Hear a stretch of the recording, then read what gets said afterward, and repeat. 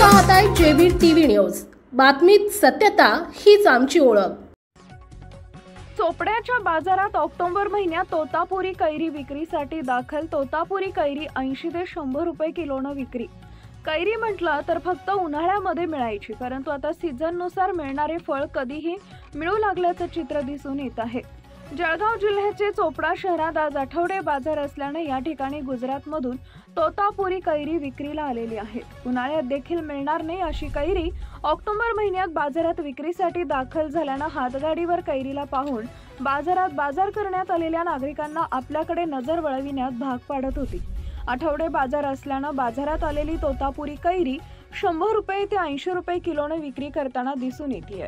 आपल्या परिसरातील महत्त्वाच्या बातम्या पाहण्यासाठी आजच आमच्या जेबी टीव्ही न्यूज चॅनलला YouTube वर सबस्क्राइब करा आणि बेल आयकॉन प्रेस करा।